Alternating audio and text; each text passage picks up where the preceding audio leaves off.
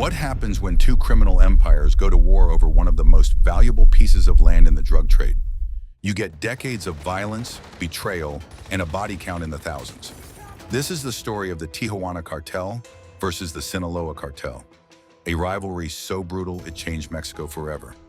Before we talk about the war, you need to understand where both of these cartels came from. And to do that, we need to go back to 1989 and talk about one man, Miguel Ángel Félix Gallardo. Félix Gallardo was known as El Padrino, the Godfather. He wasn't just a drug trafficker, he was the drug trafficker in Mexico during the 1980s.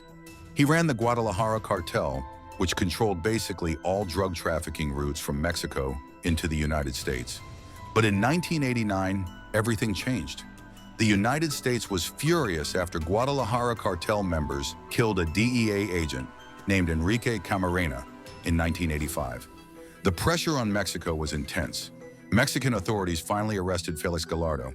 Now, most people would think that arresting the top drug lord would end the cartel. But that's not what happened at all. Instead, Félix Gallardo made a decision from prison that would shape the future of Mexico's drug trade for decades. He split up his empire.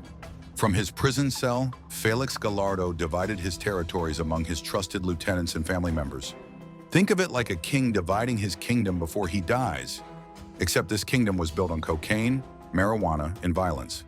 The territory split created three main organizations. First, the Ciudad Juárez area went to Amado Carrillo Fuentes, who would later be known as the Lord of the Skies. This became the Juárez Cartel. Second, the Sinaloa region went to some of Félix Gallardo's former lieutenants, men named Héctor Luis Palma Salazar and a young, ambitious trafficker named Joaquin Guzman Loera. You probably know him better as El Chapo. This became the Sinaloa Cartel. Third, and this is where our story really begins, the prized territory of Tijuana went to Félix Gallardo's nephews, the Arellano Félix brothers. This became the Tijuana Cartel. Now, why was Tijuana so valuable? Let me explain. Tijuana sits right on the US-Mexico border, directly across from San Diego, California. This location is absolute gold for drug traffickers. San Diego is one of the busiest border crossings in the world, with thousands of vehicles crossing every single day.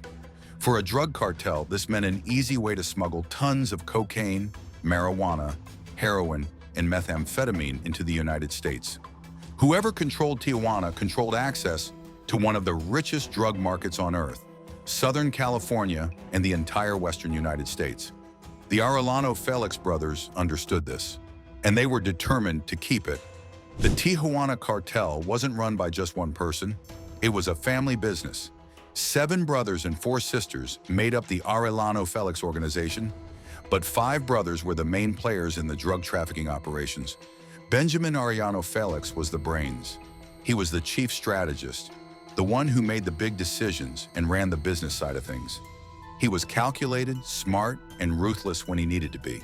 Ramon Arellano Félix was the enforcer. He was the violent one, the brother who handled security and wasn't afraid to pull the trigger himself. Ramon had a reputation for extreme brutality. He personally carried out hits and led attacks against rivals. The FBI put him on their 10 most wanted list. Francisco Javier Arellano Félix, known as El Tigrillo, handled logistics and coordination with other trafficking groups.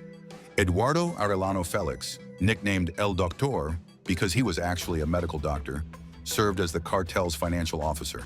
He laundered hundreds of millions of dollars in drug money. And then there were the sisters, particularly Enedina Arellano Félix, who was heavily involved in the cartel's operations and financial management. Some reports suggest she was even more intelligent than her brothers when it came to business. By the early 1990s, the Arellano Félix family was making hundreds of millions of dollars. They supplied an estimated 1/3 of all cocaine consumed in the United States. They had police officers, military commanders, and politicians on their payroll. At their peak, they were spending about $1 million per week just on bribes to corrupt officials. The Tijuana Cartel seemed untouchable, but there was one problem they couldn't buy their way out of. The Sinaloa Cartel wanted Tijuana. While the Arellano Félix brothers built their empire in Tijuana, Joaquin El Chapo Guzman was building his own power base in Sinaloa. El Chapo, which means shorty in Spanish because of his height, came from the mountains of Badiraguado in Sinaloa State. This region had been growing marijuana and opium poppies for over a century. El Chapo grew up in this world and learned the drug business from the ground up. When Felix Gallardo's empire split, El Chapo and Hector Palma Salazar took control of Sinaloa's trafficking routes. But El Chapo was ambitious, very ambitious. He didn't just want to control Sinaloa. He wanted to expand. He wanted to control the most profitable smuggling routes into the United States. That meant he needed Tijuana. According to reports, in 1989, El Chapo approached the Arellano Félix brothers with a business proposal. He wanted to work together to move his drugs through their Tijuana routes into California. He thought it made sense. Why fight when they could all make money together? But the Arellano Félix brothers saw things differently. They viewed El Chapo as beneath them, as an amateur who didn't deserve to work with them. They rejected his offer. El Chapo was insulted, but he didn't back down. Instead, he did something that would ignite a war lasting decades. He started smuggling drugs through Tijuana anyway, without the Arellano Félix brothers' permission and without paying them a cut of the profits. When you operate in the drug trafficking world, there are certain rules.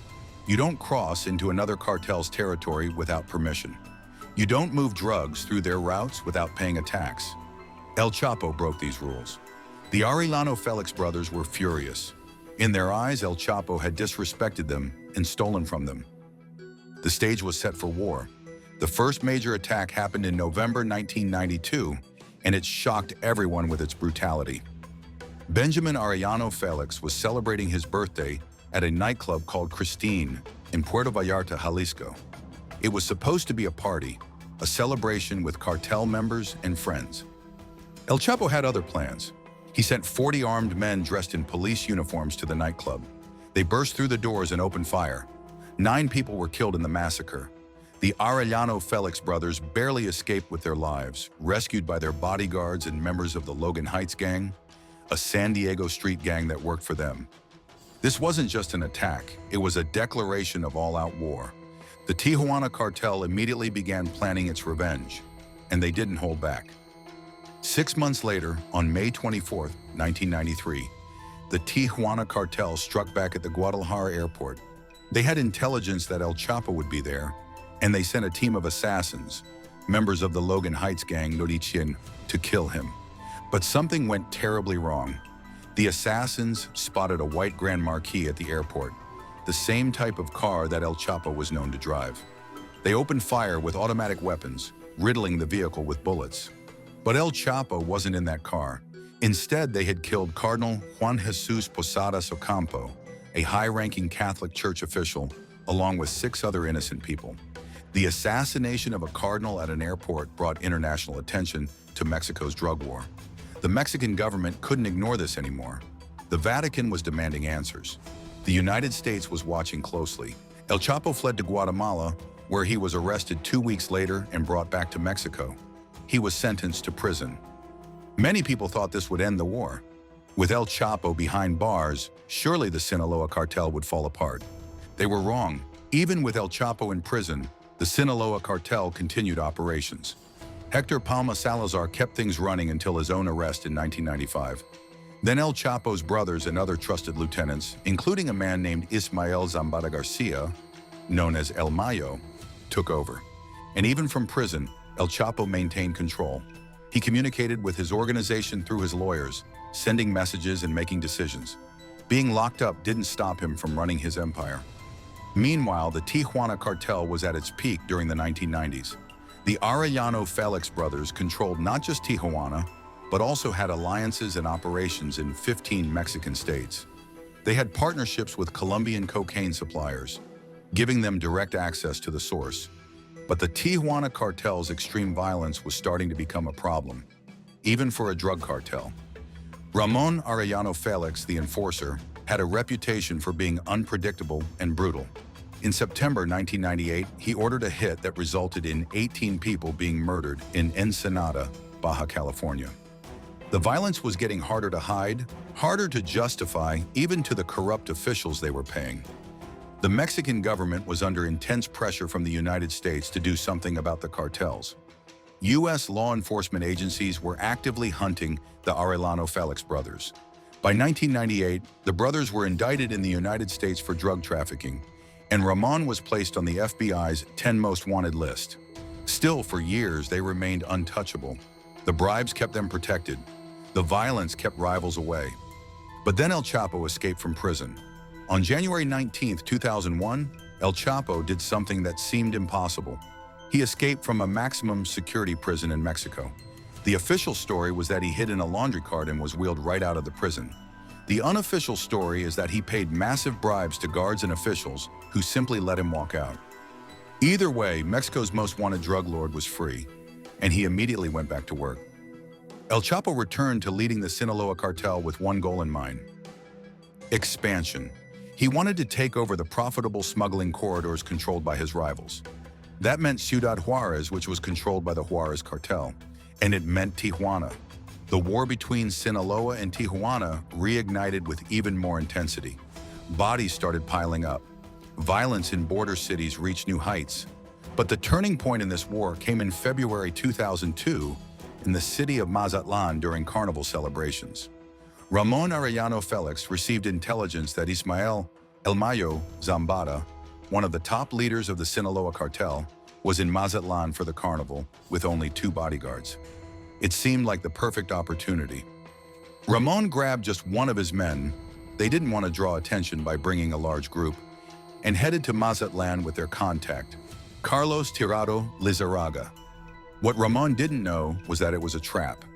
El Chapo had kidnapped Tirado's sister and forced him to betray his boss. Tirado led Ramon straight into an ambush. As Ramon and his bodyguard moved through the carnival crowd, searching for El Mayo, 2 gunmen approached from behind.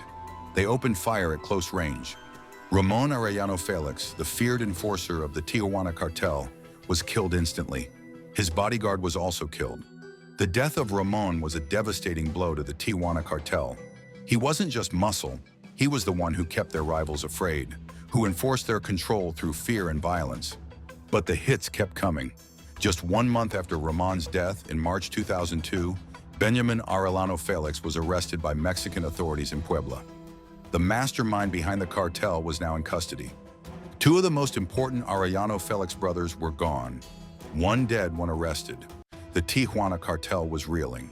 After Benjamin's arrest, the remaining brothers tried to keep the organization together, but the Mexican government and U.S. law enforcement weren't letting up.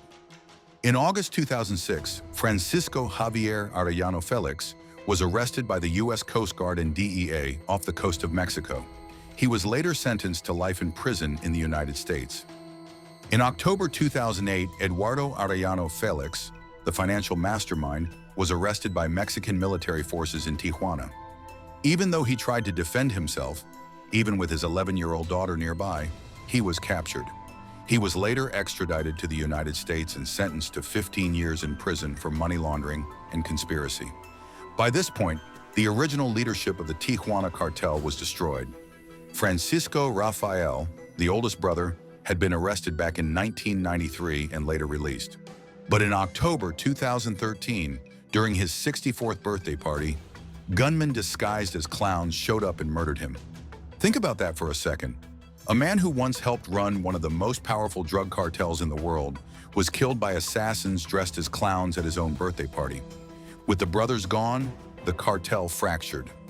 Leadership passed to Fernando Sanchez Arellano, nephew of the original brothers, who went by the nickname El Ingeniero, the engineer. But under his leadership, the Tijuana Cartel faced a new problem: internal warfare. A former lieutenant named Eduardo Garcia Cimental, known as El Teo, broke away and started his own faction. He tried to ally with the Sinaloa Cartel, which showed just how far the Tijuana Cartel had fallen. Former members were now trying to partner with their mortal enemies. The violence between these factions was extreme. Tijuana became one of the most dangerous cities in the world. Kidnappings, torture, executions. The city was drowning in blood. The Mexican government launched Operation Tijuana, sending military forces to try to restore order. Eventually, El Teo was captured in January 2010, but the damage was done. The Tijuana Cartel was no longer the dominant force in Baja California. While the Tijuana Cartel was falling apart, the Sinaloa Cartel was becoming stronger than ever.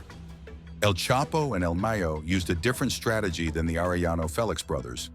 Instead of relying primarily on violence and fear, they preferred bribery. They invested heavily in corrupting officials at every level: local police, military commanders, judges, and politicians. There's even evidence that high-ranking Mexican government officials were on the Sinaloa Cartel's payroll. In fact, Genaro Garcia Luna, who served as Mexico's Secretary of Public Security during the Felipe Calderon administration, was arrested in the United States and charged with taking bribes from the Sinaloa Cartel. During his trial in New York, multiple drug traffickers testified that they had paid him millions of dollars in exchange for protection. The Sinaloa Cartel also operated differently in terms of structure. They weren't strictly hierarchical like the Tijuana Cartel. Instead, they functioned more like a federation, a loose alliance of powerful traffickers working together. This made them harder to take down because removing one leader didn't collapse the entire organization. Starting in 2006, when Mexican President Felipe Calderon launched his war on drugs, the Sinaloa Cartel was smart about it. When military forces targeted other cartels like Los Zetas or the Juarez Cartel, Sinaloa often seemed to benefit. Rivals were weakened while Sinaloa expanded. Some experts and investigators believe this wasn't a coincidence. They suggest that the Mexican government, either intentionally or through corrupt officials, was favoring the Sinaloa Cartel over more violent groups. The logic was simple: if you can't eliminate all cartels, at least support the one that causes less public chaos. Whether this was official policy or just the result of widespread corruption, the outcome was clear. The Sinaloa Cartel was winning. By the late 2000s and early 2010s, the Sinaloa Cartel had successfully invaded Tijuana. They took over smuggling routes, distribution networks, and local street dealers. The city that had once been the Arellano Félix family's fortress was now largely controlled by El Chapo's organization. The war between these two cartels didn't just affect criminals. Ordinary people paid a terrible price. Tijuana went from being a relatively safe border city to one of the murder capitals of the world. In 2008, during the height of the conflict, there were over 800 homicides in Tijuana. Bodies appeared on streets, hanging from bridges, dumped in vacant lots. Business owners were caught in the middle, forced to pay extortion to whichever cartel controlled their area. Many businesses closed. Tourism collapsed. People were afraid to go out at night. The violence spread beyond Tijuana. Throughout Baja California and into other parts of Mexico, the conflict between Sinaloa and Tijuana claimed thousands of lives. It's estimated that Mexico's overall drug war, which includes this conflict and many others, has resulted in over 350,000 deaths since 2006. Tens of thousands more have disappeared, their fates unknown. Behind every one of those numbers is a real person, someone's son or daughter, mother or father, brother or sister. People who had nothing to do with drug trafficking but got caught up in the violence anyway. Even though the Sinaloa Cartel won the battle for Tijuana, El Chapo's story wasn't over. He was recaptured in 2014 after years on the run. But in July 2015, he did the impossible again. He escaped from prison a second time through a mile-long tunnel that had been dug right into his cell. His freedom didn't last long. In January 2016, Mexican Marines recaptured him after a dramatic shootout. This time, Mexico extradited him to the United States, where it would be much harder for him to bribe his way out. In 2019, El Chapo was convicted in a U.S. federal court in Brooklyn, New York. The trial revealed shocking details about the Sinaloa Cartel's operations: the corruption, the violence, the billions of dollars in drug proceeds. El Chapo was sentenced to life in prison plus 30 years. He's now held in ADX Florence in Colorado, America's most secure federal prison, known as the Alcatraz of the Rockies. But here's the important part. Even with El Chapo in an American maximum security prison, the Sinaloa Cartel didn't collapse. Today, the Sinaloa Cartel remains one of the most powerful drug trafficking organizations in the world. After El Chapo's final arrest, the cartel split into different factions, primarily led by Ismael El Mayo Zambada, the old-timer who had been El Chapo's partner for decades. However, in a stunning development in July 2024, El Mayo was arrested in the United States in an operation that also captured one of El Chapo's sons. The circumstances were mysterious. Some reports suggest he was lured into a trap. Los Chapitos, El Chapo's sons, who control their own powerful faction of the cartel. They've been particularly involved in the production and smuggling of fentanyl, the synthetic opioid that's now killing tens of thousands of Americans every year. The Sinaloa Cartel operates in over 50 countries. They move cocaine from Colombia, methamphetamine from their own labs, heroin from poppy fields in Mexico, and fentanyl made with precursor chemicals from China. They use sophisticated tunnels under the US-Mexico border, boats, planes, and legal commercial shipments to smuggle drugs. They make billions of dollars every year. As for the Tijuana Cartel, it's a shadow of what it once was. The Arellano Félix family's empire is essentially gone. What remains of the organization controls only small pockets of territory in Baja California. The cartel has tried various alliances to survive. At one point, they allied with the Jalisco New Generation Cartel, CJNG, one of Mexico's most violent criminal groups, against Sinaloa. But that alliance fell apart quickly. Current intelligence suggests that the remnants of the Tijuana Cartel now report to the Sinaloa Cartel or operate as independent cells doing local drug dealing and extortion. The family that once controlled one of the most valuable smuggling corridors in North America is effectively finished. But Tijuana itself is still a battleground. The Sinaloa Cartel now fights with the Jalisco New Generation Cartel for control of the city. In August 2022, CJNG gunmen set buses on fire and created roadblocks throughout Tijuana in a brazen show of force. The violence continues, just with different players. If you found this video informative, please hit that like button and subscribe to the channel for more deep dives into true crime and organized crime stories. Drop a comment below and let me know what you think about this rivalry, or if there's another cartel story you'd like me to cover.